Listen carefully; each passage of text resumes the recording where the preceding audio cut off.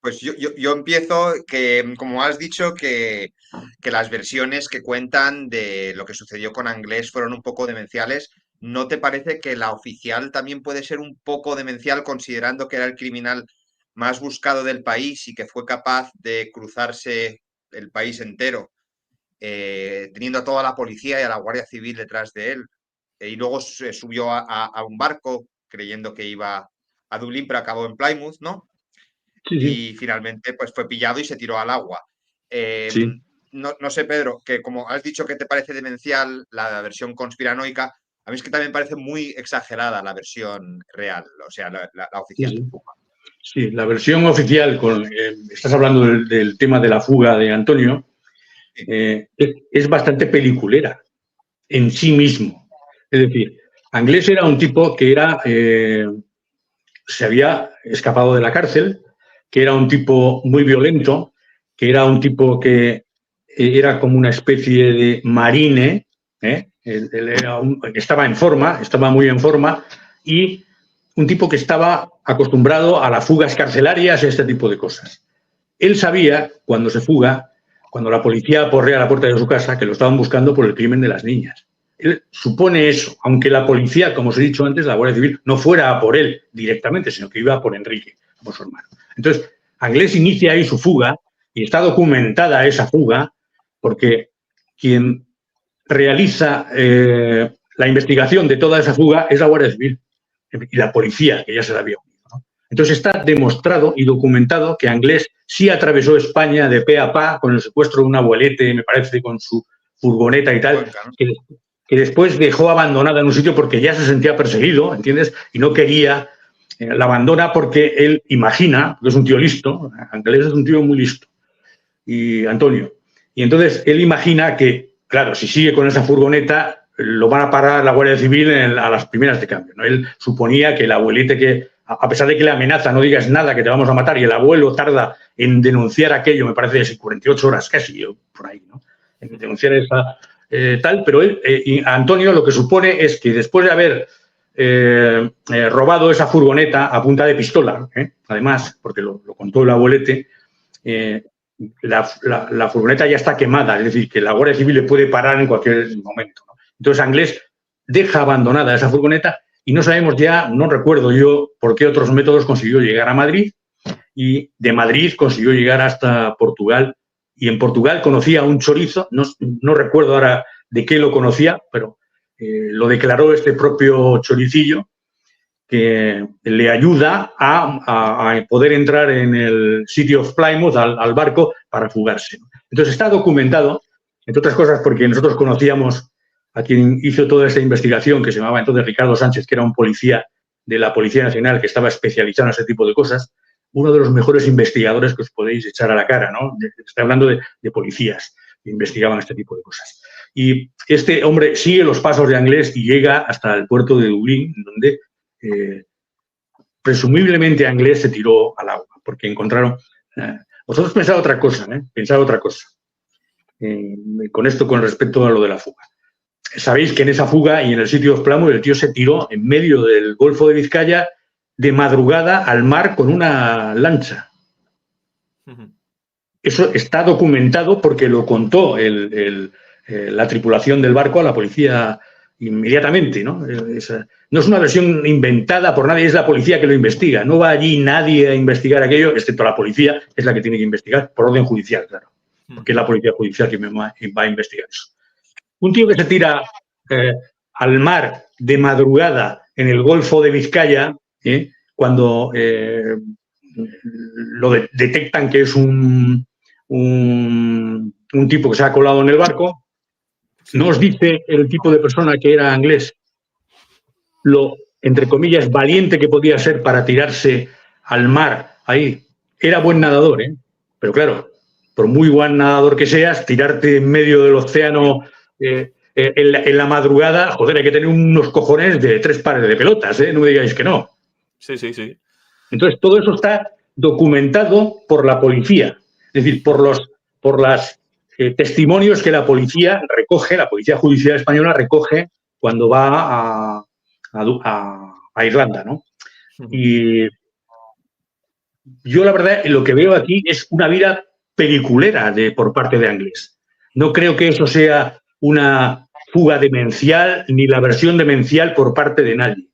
Versión demencial para mí es que cuando escuché decir que es que Juan Ignacio Blanco dijo que es que a Anglés lo había matado la Guardia Civil, así de entrada, para quitarlo de en medio y que no pudiera hablar sobre quiénes habían estado, las personas importantes que habían estado implicadas en el crimen de Alcácer. Ya te digo, todo este tipo de cosas nos producían risa. Otra teoría que manejó también fue que Mauri y Miguel Ricard fueron los que mataron a Anglés. Se comentó también. Que Miguel Ricard y el Mauri fueron los que lo mataron. Hay otra teoría circulando. ¿De dónde te viene esa información? No, pues o esa tesis, es decir, ¿es un pensamiento que tú tienes? ¿O una suposición? Lo leí de Juan Ignacio Blanco, lo dijo Juan Ignacio Blanco en una de sus entrevistas de 2013. Perdona, pero es que lo que diga Juan Ignacio Blanco no tiene ninguna garantía, o sea, cero.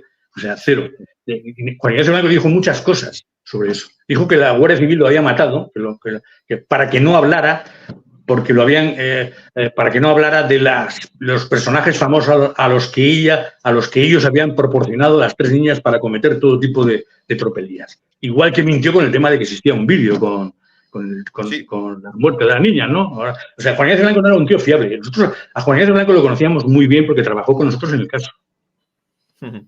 Nosotros trabajamos con él y lo despreciamos profundamente. Juan Ignacio Blanco ni era periodista ni era nada, era un friki absoluto que se presentó por ahí contando historias demenciales. Ya entonces era dado a escribir sobre, o hacía reportajes sobre, recuerdo yo, un marqués o algo así por la zona de Madrid que tenía dentro animales salvajes, tenía leones, tenía tigres y demás, que los utilizaba para violar a vírgenes.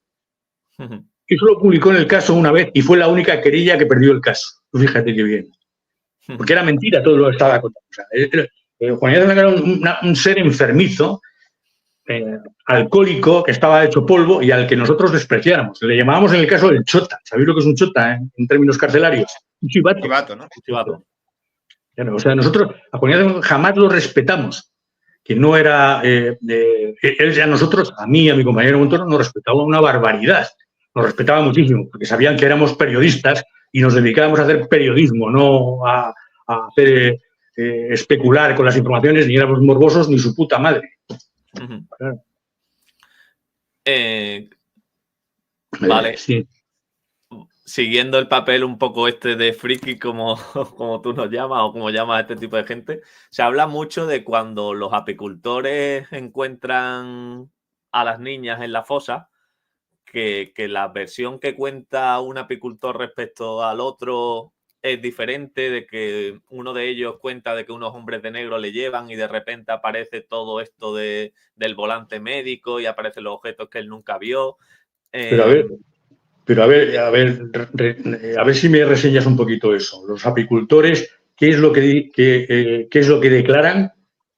Hay una incoherencia entre las declaraciones de los dos. Uno de ellos dice que se va solo con unos hombres vestidos de negros en un coche y sube hasta la fosa, y cuando suben a la fosa es cuando aparece todo este tipo de objetos, de volante médico, que él dice que ahí no había nunca nada. Y sí, pero eso en el sumario se explica. O sea, son 2 versiones del sumario porque todo ese tipo de informaciones tienen que estar en el sumario, ¿no? Sí, lo están. De hecho, se hizo un careo entre los dos apicultores. Exactamente, ¿no? Entonces, uno de ellos dice que subió con unos hombres vestidos de negro. Sí, correcto. Y se pusieron a investigar la zona y le dijeron a uno que se pusiera a ayudar. Los hombres de negro le dijeron, venga, tú a ayudar. El otro pero los hombres de negro, los hombres de negro iban vestidos de negros, ¿cómo? Así los llaman, paisano. ¿no? De paisano, me imagino. Sí, paisano, vestidos de negro, con trajes negros o lo que sea. Pues seguramente serían de la policía judicial de la Guardia Civil, probablemente, ¿no? Pero bueno, en las contradicciones estas, precisamente, que podían entrar ellos u otros testigos, porque hay muchos testigos que intervienen, cuyos testimonios están reflejados en el sumario, Claro que pueden ser contradictorias, porque es que un sumario no es la Biblia. O sea, yo siempre pongo el mismo ejemplo. Si nosotros somos los tres que estamos aquí testigos de un accidente en la calle, y vemos que yo digo que un coche ha sido, el culpable ha sido un coche de color rojo. Javier dice que él, porque lo vio así, lo pensó, se lo imaginó así en ese momento, el culpable ha sido un coche de color blanco. Y tú dices que, ¿cómo te llamas tú? Perdona. David y Javier. David dice que el coche fue de color verde. Esas tres versiones, cuando las autoridades nos piden a nosotros que declaremos sobre lo que habíamos visto, tienen que figurar en el sumario. Es decir, dirán que yo había dicho que era rojo, que Javier había dicho que era blanco y tú habías dicho que era verde. Entonces, eso tiene que figurar ahí. Ahora resulta que llega alguien, un listo, y dice, tipo Juan Ignacio Blanco, y dice, ¿por qué Pedro dijo que el coche era de color rojo y David dijo que era de color verde y Javier dijo que era blanco? ¿Quién miente ahí? ¿Qué interés tienen en tal? Y ya está sencillamente manipulado el tema, ¿vale? Ya está. Entonces, tú lo que me estás contando a mí es que había contradicciones entre estos dos personas, los expertos en abejas, ¿cómo eran? Sí, los apicultores. Eso, los apicultores que llegaron allí. Pues es que eso puede darse, ese tipo de contradicciones se dan en los sumarios, en todos los sumarios. Es decir, nosotros hemos leído sumarios, no solo el de Alcácer, hemos leído muchísimos sumarios. Un sumario es una cosa ardua de leer y bastante difícil de interpretar. Y no es interpretable. Con todas esas informaciones, el juez después dictamina si hay que ir a juicio o no, si hay que culpar a una persona o a otra, si hay que investigar a alguien que, a consideración del juez, que es experto, o de la policía judicial, que también son expertos criminólogos, son los auténticos criminólogos, ya os he dicho, consideran que pueden meterle más caña o imputar a uno de los que están haciendo las declaraciones, ¿no?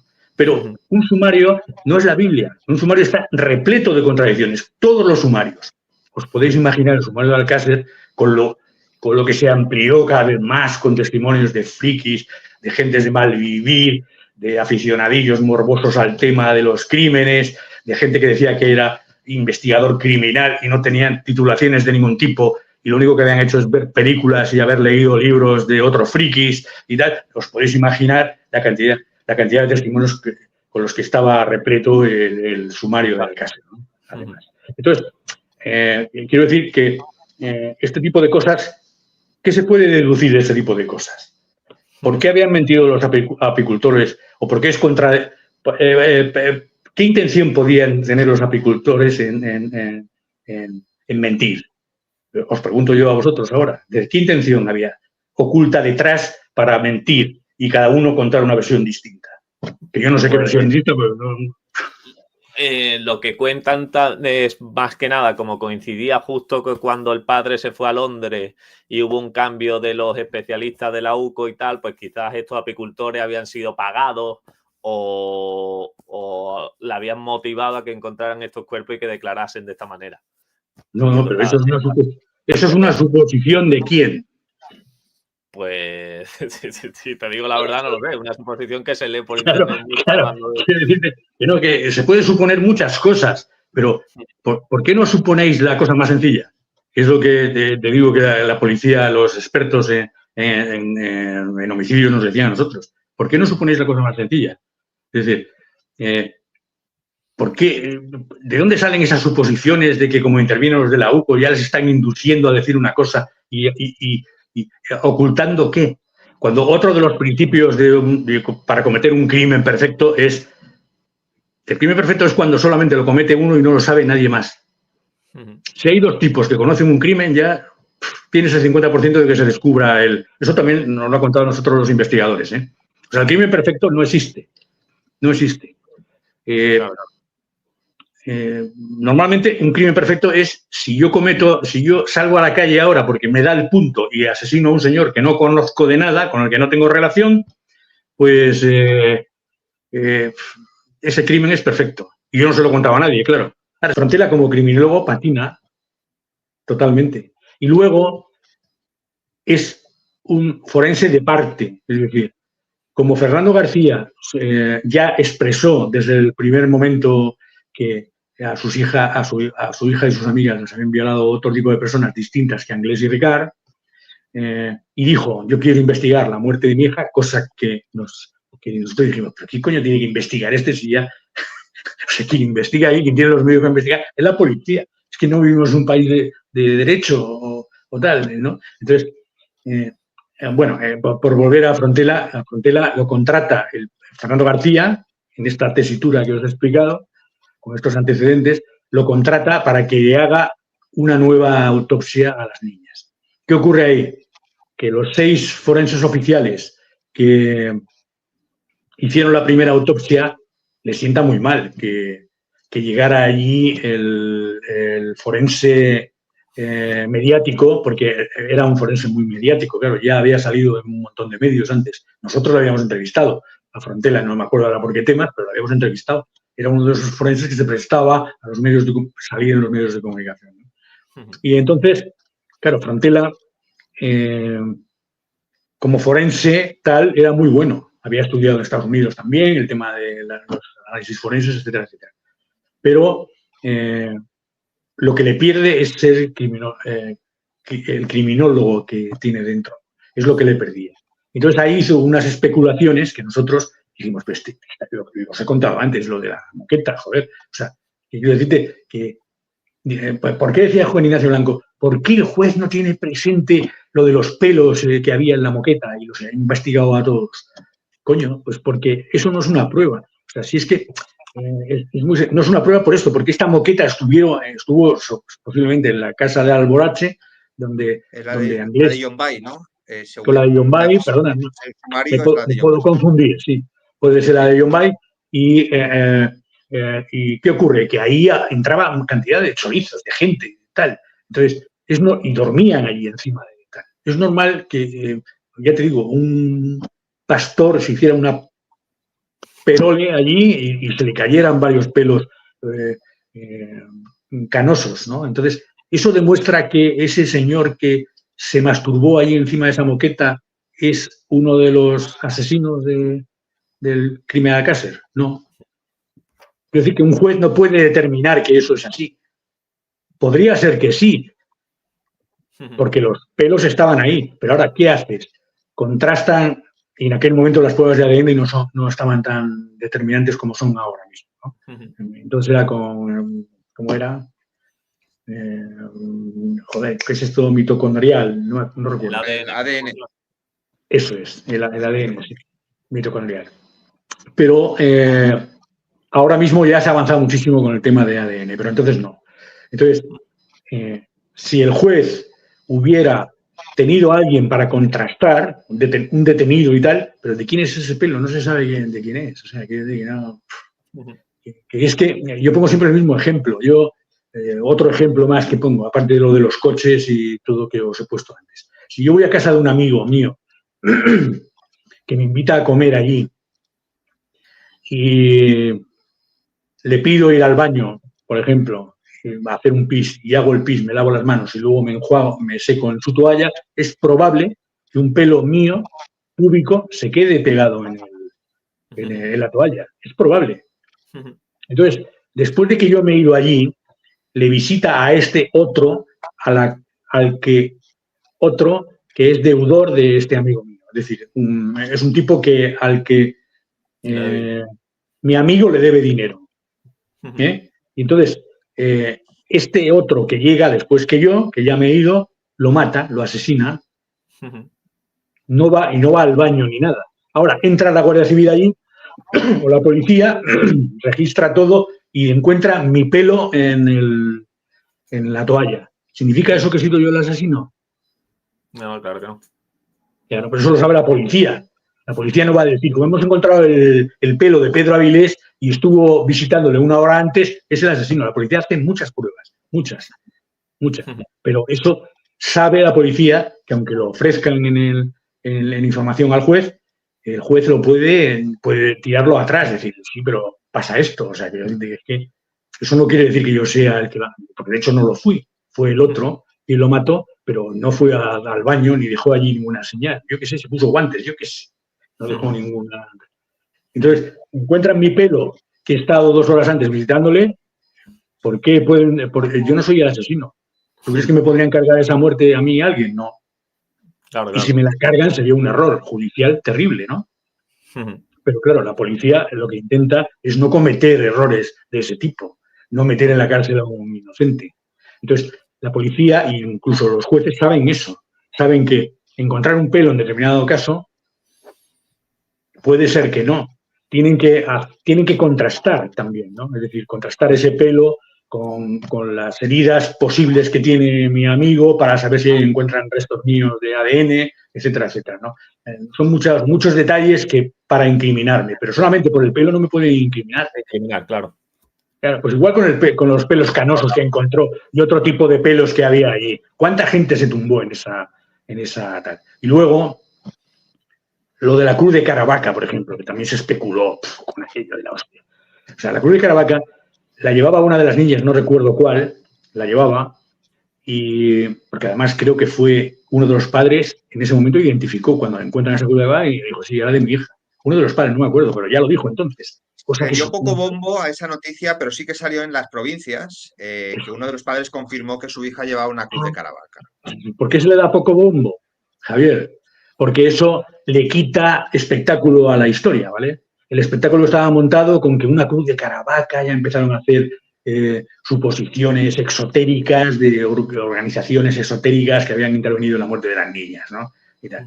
Pero claro, ¿por qué se da poco a cancha ese tipo de información? Porque jode la información.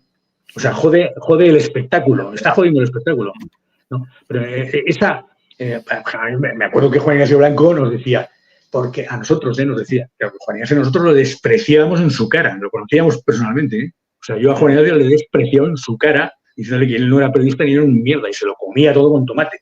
Él nos respetaba a nosotros mucho, a mí como compañero, el respeto no era mutuo, nunca fue mutuo. O sea, no es que era una mala persona, además. Y él nos contó, la cruz de Caravaca, que eso no lo llevaba ninguna niña porque estaba incrustado ahí en su cuerpo metido. Joder, hostia, me dije yo, tío, parece mentira que no tengas idea de este tipo de cosas. Cuando un cuerpo se corrompe, y además en esas condiciones, dentro de un agujero, de un agujero practicado en el suelo, cuando se produce la corrupción, el cuerpo se destroza, se hace papilla. Esa cruz, naturalmente, que entró para adentro y lo encontraron pegado a no sé qué costilla o algo así. Sí, una de las vértebras. Sí. Una de las vértebras. Entonces, joder, pero eso tiene toda su lógica. Tiene toda su lógica. Es decir,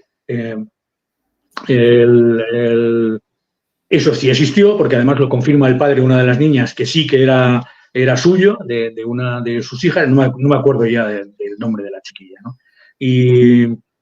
Y que no tenía ningún misterio, eso no tenía ningún misterio. Pero claro, sí los Juan Ignacio y blancos del mundo ¿no? que investigan el tema de Alcácer, que lo único que hacen es buscar 3 pies al gato dentro de tal, con cosas que no llevan a la resolución del tema.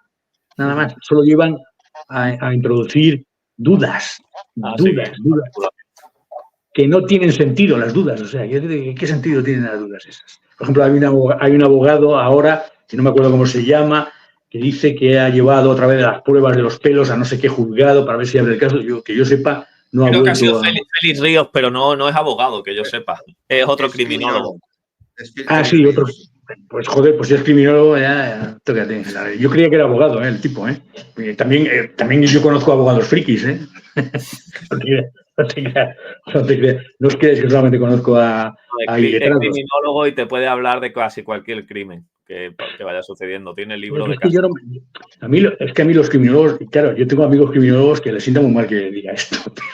A mí las tesis de los criminólogos no me resultan fiables, ¿no?